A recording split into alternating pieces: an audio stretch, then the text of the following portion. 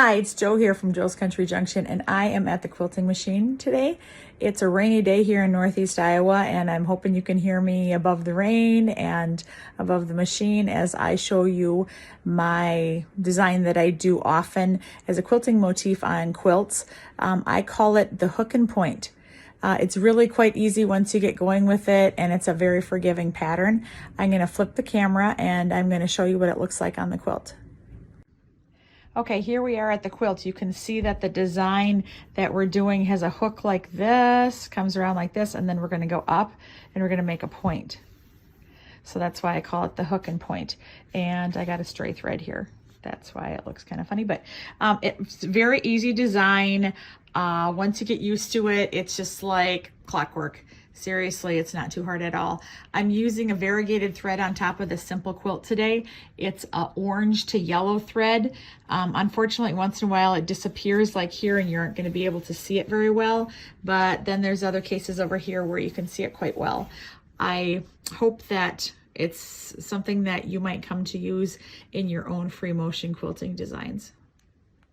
Okay, I'm at the whiteboard now. I like to use the whiteboard to practice. It really makes it easy for me to get the muscle memory motion if I start at the whiteboard and kind of practice the design a little bit at first. So what we're going to be doing is we're going to be coming up and we're going to be making a hook and then coming down, and then we're going to go up to make a point, come down, go back up to make a point, and come back over.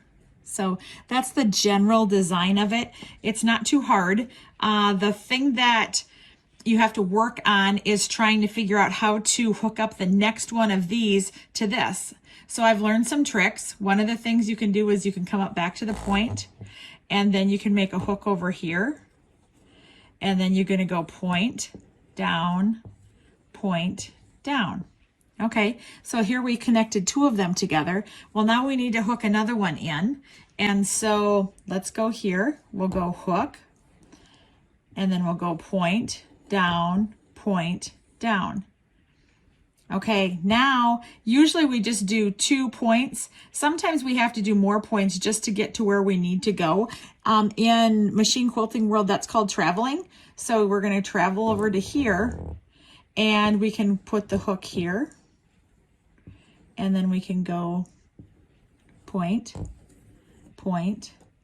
Now, one thing that I've learned when I've been doing this is sometimes I need to have a little extra motion, or sometimes I need to make a better way to join up with my design. So in this case, I'm just going to go over like this, and I'm going to join up to this design and echo it.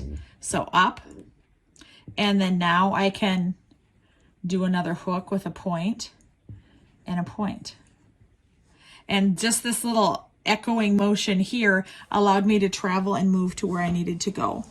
So now we can come up here, do another hook, and we can go like this, and we can go like this.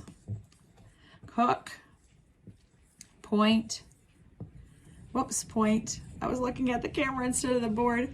So you can kind of get an idea of how it goes. Maybe I want to travel back that way. So then again, I'm going to follow this back, and I'm going to hook in here. And I'm going to go like this. Oh, look, I kind of got, it's going to be kind of tricky in there. So what I'm going to do instead is sometimes I do this. I come down and meet this, and then I go up this way instead, and just leave that space there rather than try to squeeze in more designs there. So it's okay if you end up crossing here at the bottom. Let me think, right here. If you cross here at the bottom, if you end up having to cross and come up to the other side, it's okay. So in general, what I'm saying is, let me see if I can do it over here. Yep, okay. Sometimes I go hook, and then I follow it back and do point, point. Sometimes, just because of the space and how you're doing things, you have to do hook, and then you have to do point, and then just backtrack back over this one rather than go do the back and forth motion. Just redo it like that. So I'm going to erase this, and then I'm going to just do it so you can watch me for a second. So here I go. Hook, point, point, hook, point, point. Okay, see here, now I'm in one of those situations that, do I want to hook back here or do I want to come in here with a hook? I'm just going to go straight up above and go hook, point, point. I'm going to backtrack on this point and go this, so I can go this way, hook, point, point. Are you getting the hang of it?